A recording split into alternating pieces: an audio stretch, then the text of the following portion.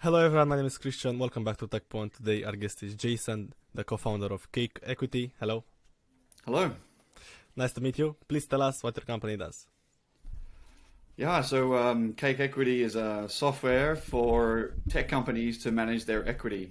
So we'll handle your stock options, your capital raise, cap table modeling, all those sorts of things. And we're operating currently in 80 countries, which is pretty wild. Well, yeah. And what is the biggest problem that you're solving right now?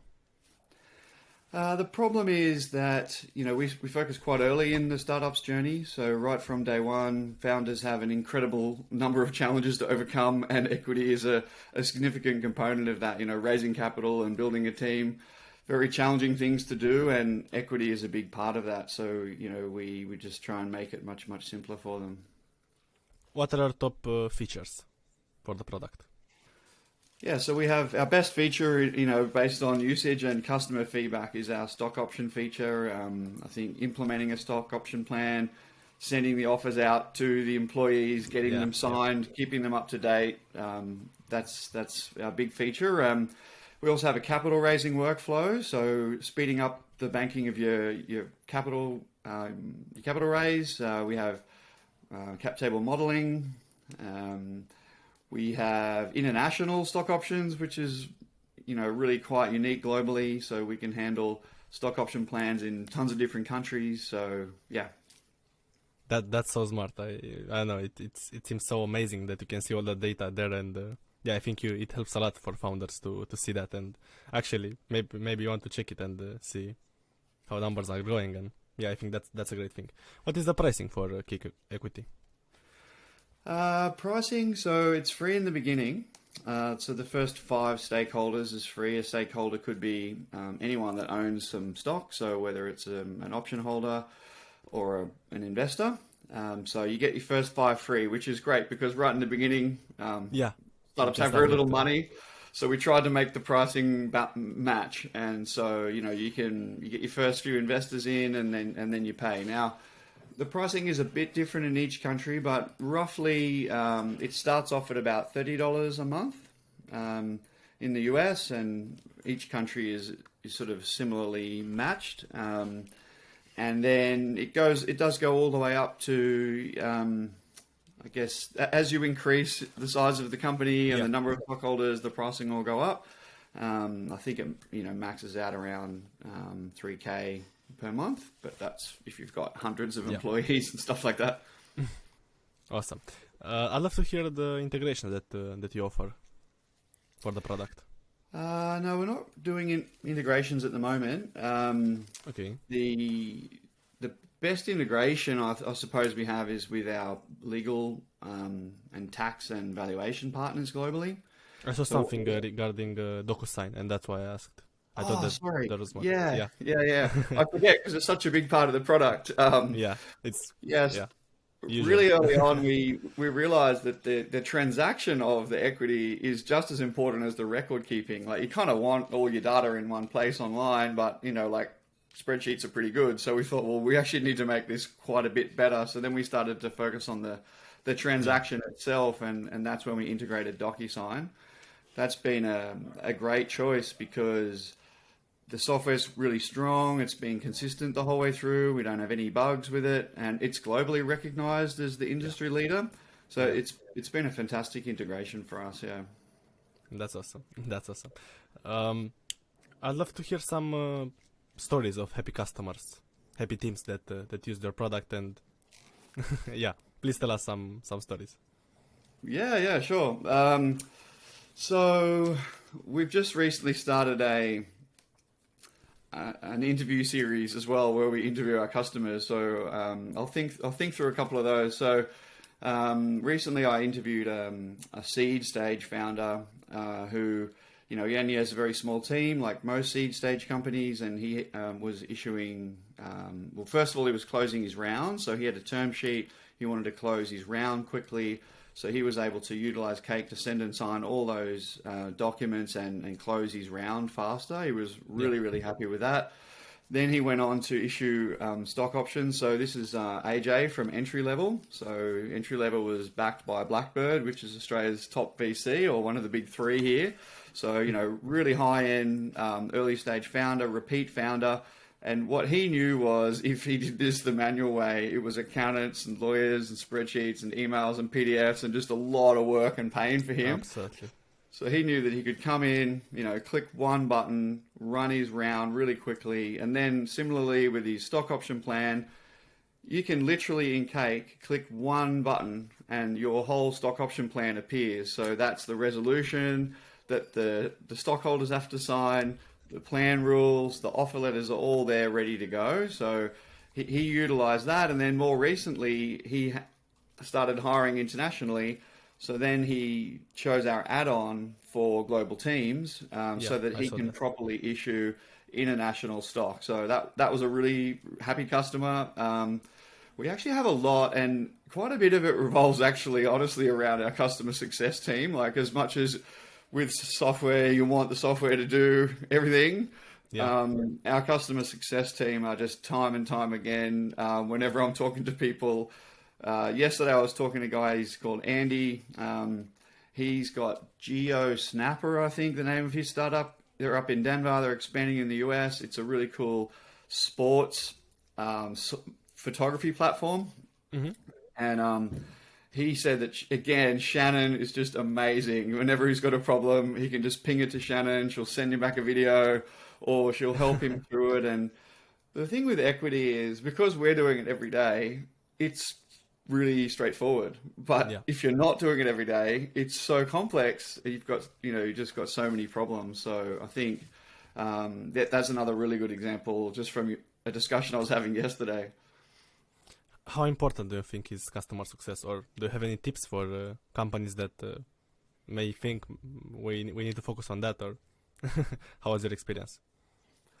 Well, for us, it's been absolutely critical right from day one. I think very early stage startups, depending on how resolved your product is, like equity is a very complex product, and the customers are really unsure about what to do, and they're really, really nervous about getting it wrong. So with that type of product, customer success is vital, and you get a really strong upfront aha moment as well. If you can show the customer you understand the problem and that you're going to be able to help them just by bringing down all that anxiety and showing them that there's an answer. It's been incredibly valuable for us. We're continuing to invest into customer success.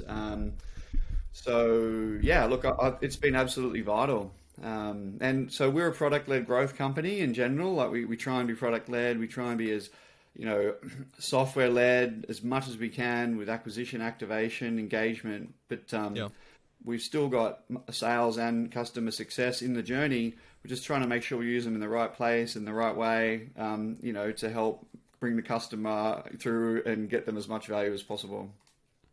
Thank you for sharing this. I really appreciate it.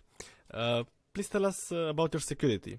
How secure is Cake Equity? Because these are sensitive data, and I was curious to find out more. Yeah, no, very good question.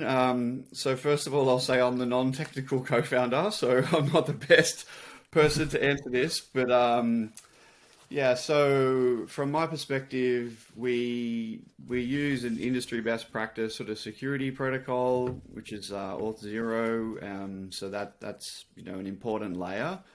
We run on AWS, so we have like everybody now, we have an incredible amount of security systems that come from outsourcing onto these platforms. We have a really high-end engineering team. One of the benefits, or one of the great things that we've had from day one is having a very senior security team. I think all the way along, our platform's actually been like gold-plated. It's not what it is a constant concern for us, of course, but it's something that we're very equipped for. Largely due to the quality of our engineers. Yeah. Were you the first company to innovate in this space, in the equity management space? Were you the first one to solve this problem? I think in Australia we were the first one to do it properly. Okay. Globally, we're part of I guess quite a number of companies that are out there. I think there's the first mover globally was Carter in the US. So they're about 10 years old now, or thereabouts. They were called eShares in the beginning, and they've gone on to become an incredible high growth sort of late stage startup now. I think they've done Series F or something along those lines. And then so then there's a handful in Europe. There's a couple. There's one or two in Southeast Asia, and then there's us. So there's probably around 10 really credible SaaS that are handling tech equity at the moment. I would say that are in that sort of growth phase. Yeah. Which When I did don't you know if start that's good or bad. I mean, I think it Yeah. shows it's a Yeah. space that there is a space that is moving really quickly. It's going from very manual to highly technical. There's a strong trend towards utilizing software, and there's still a long way to go with what Yeah. software and systems can do for the customer. So I think it's a really exciting space. There's lots of opportunity as well. Yeah. I support that. When did you start the company? We started it in 2019. So we sort of did our initial research late 2018. Okay. Started 2019. We got our cake logo. We spent about 2 years in R&D. We didn't realize we were in R&D at the time, but Wow. we were building and growing and working with customers, and we had revenue. And then after a couple of years, we were able to go full SaaS. So we've been SaaS for about 2 years. I understand. And how did you come up with the idea? It was a combination of experiencing the pain ourselves. We had a couple of other companies beforehand. I'm a former CFO, and I'd worked in tech companies and seen the experience of capital raising and just Yeah. how bad it was. It was originally a capital raising pain that we'd seen, and cap tables in general. It was after that we saw the stock option issue was equally complex, and the product kind of kept growing, which is a bit of an issue for an Yeah. early stage company like us. But we felt, and then the big thing was that my co-founder and I are very passionate about innovation and entrepreneurship, and we're very purpose and mission led people, and we could see that this problem and this customer was something that we really cared about, that needed to be solved. We could see globally that there was a trend towards solving these problems with technology, and so we put all that together, and then we saw that Australia really didn't have anyone strong, so that gave us a market to work into initially, and we've been expanding internationally now for about 18 months. So yeah, So you started locally, and afterwards you decided to go from there. Gold Coast, Brisbane, Sydney, and then when we got to Sydney, we were like, oh wow, okay, like this is cool, It's this is something. awesome. Yeah. Heap of energy there, tons of startups, all the VCs were like, right, now we get it. And then, now we're in the US and we're taking that next big leap of like, wow, there's a whole another level here. It's Yeah. pretty awesome. Yeah. I understand. And have you raised any funding? Yeah, we've done a few small rounds. We're sort of a pre-Series A company. So yeah, we've done a couple of seed rounds. We have Jason Calacanis. Awesomely, we managed to get JCal as our lead investor on our US seed, which was really cool. So we work with JCal and the launch team over there in the US, and we have an Australian VC backing us as well. They're called Rampersand out of Melbourne. And we also have our state government here. The Queensland state government backed us in our last round as well, which we thought was pretty cool as an early stage company to be able to get the backing of your state. Obviously shows we're doing something right. Nice. And I guess you use Cake Equity to see all that data. Exactly. Then they can put all their portfolio companies on, and, it was nice in the announcement for the state here. They were like, the first company out of our new fund is actually backing startups, and it's a big enabler of the ecosystem. So it was really nice to be able to be part of something like that.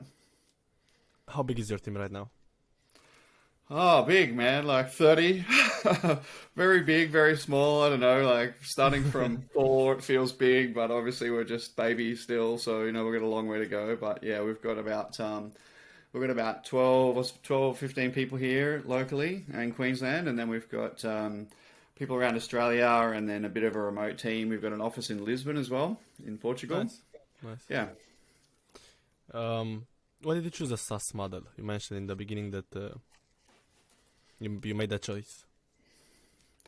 Yeah, scalability, margin. We thought it gave us the most potential to be a unicorn. We sort of decided very early on when we got into Australia's top accelerator that we would go as big as we possibly could, and it just seemed like the only business model really that we could choose to be that big. Yeah.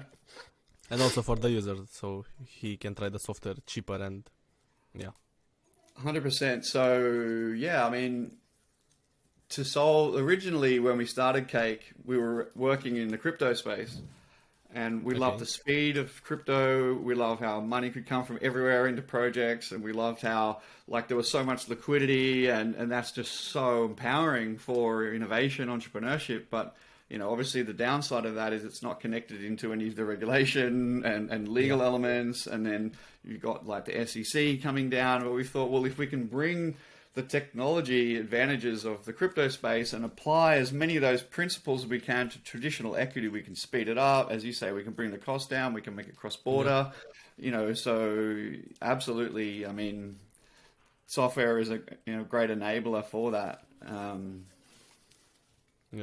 Have you found the product market fit? Yeah, look, in the Australian market, we definitely did.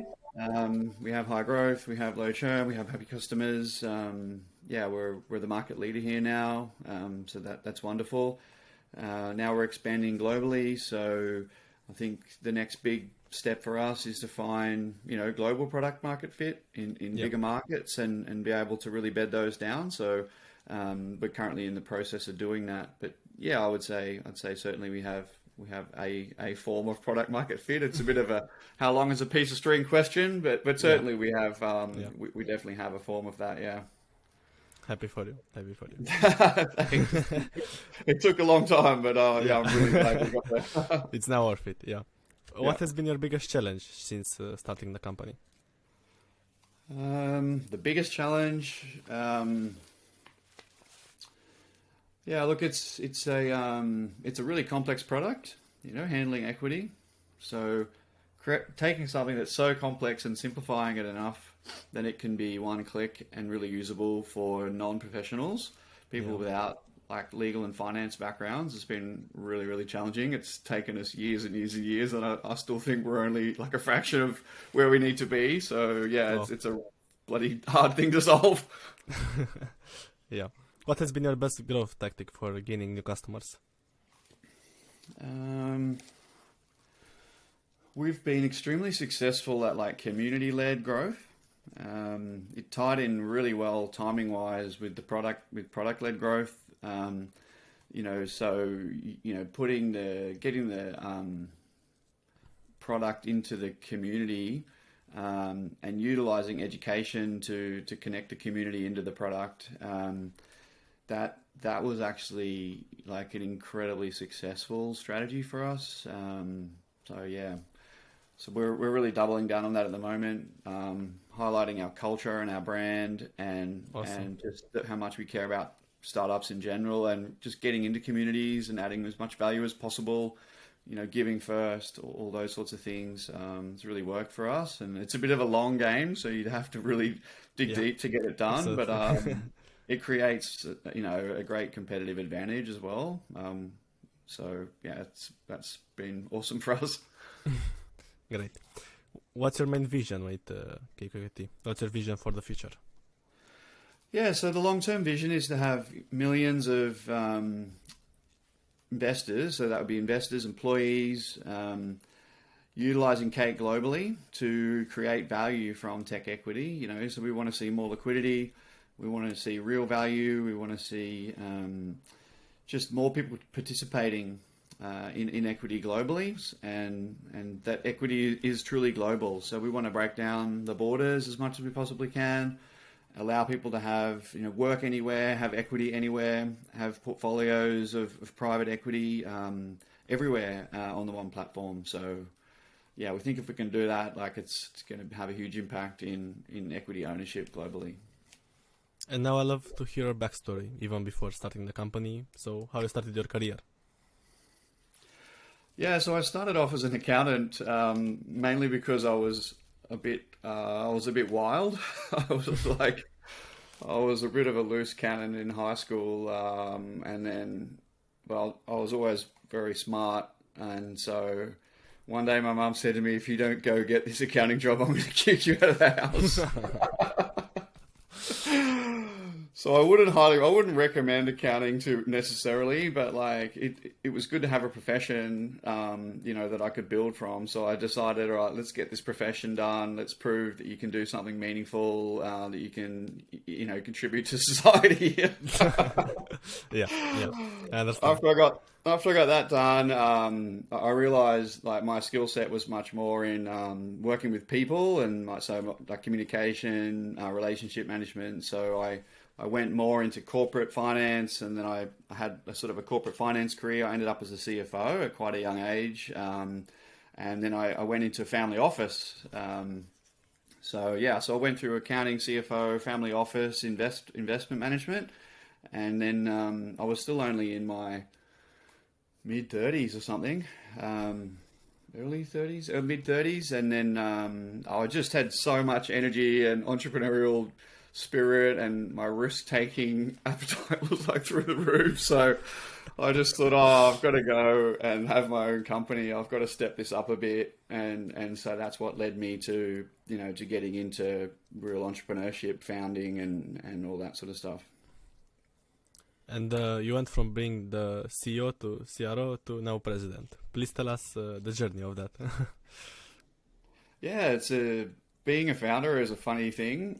It's so different to anything else I've done in my career, and it takes a lot of self-awareness. It takes a lot of reflection. It takes a lot of flexibility and positivity to be able to work with people really well over a long period. And my co-founder and I are both like really strong guys, but so different, and so I'm the really positive, going forward, flexible one, and he's the really strong, like rock, like operational one. And so we have to fit each other in and look after each other. And so originally I was the CEO because we had to raise capital, we had to go fast forward, we were selling all the time just to get through that first year. And then I guess we decided that with Kim's technology background, and we're pivoting to sort of product led, that we would promote Kim as the CEO, because he's working so closely with the product and engineering team, Yeah. and it made more sense for him to be the CEO at that point. And with the CRO role, I was still doing everything I was doing before. It was just like a change in title, but it helped the company to have Kim there, help those those key engineering people to sort of connect into that. So I just moved to CRO, which my role didn't really change that much. It has sort of, then I guess as we've evolved, it's been a couple of years. Then we hired some C-levels. So we have a really good quality CMO now and Chief Product Officer as well. We internally promoted our COO. So the executive team changed again. The capacity of that team changed again. And so I've just changed my role again to adjust reporting lines and allow for good communication within the team. And my role is quite similar to what it was before as well. But now that we have a CMO, I'm a little bit more front facing than I ever was even before. So podcast, expansion, global partnerships, capital raising. So very, very sort of front focusing with that president role, which I think is pretty common with that role. Yeah, thank you for explaining this. And I'd love to hear the best piece of advice for founders. Best piece of advice. So depending on the stage, I guess, let's focus early stage. So seed stage founders, I think like become a student of startups. Like forget everything you knew before. Become a student of startups. Like read the top 10 startup books. Like you just must know them 100% or you're going to fail. Like learn startups, learn the culture, learn the methodologies. And, what that then allows you to do is just move so much faster. And because speed is just so critical, especially this year, it's going to be harder to raise capital, it looks like. So you need to go even faster than ever before. So, yeah, that'd be my top advice. And I saw that you're active on social media, especially on LinkedIn. I was curious to know if you have any tips for people that want to focus on personal branding to help their company and to get in front of the company, as you mentioned earlier.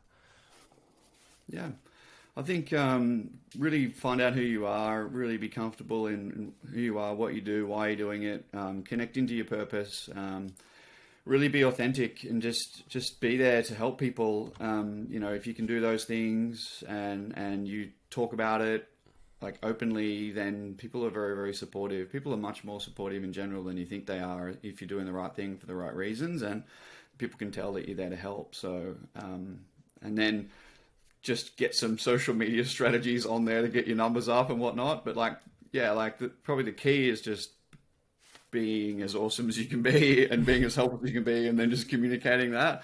Yeah. People, I think it really resonates. That's awesome. And I have one last question. What's your favorite software apart from KKQT? My favorite software. My favorite software that I use is probably Superhuman, the email client. Probably pretty boring answer, but I do a lot of emailing, and yeah, it's really, really fast. So it saves me a hell of a lot of time. It's great, yeah. Is there anything else that you want to tell us today on the podcast? I'm sorry? Is there anything else that you want to tell us today on the podcast? No, that was good. I appreciate you taking the time to learn about us and help promote Cake. We're here to help. If you're an early stage founder, definitely check us out because we've spent years trying to help you out. So it's worthwhile seeing what we're up to. Yeah. Thank you so much for being here. No, thanks for having me.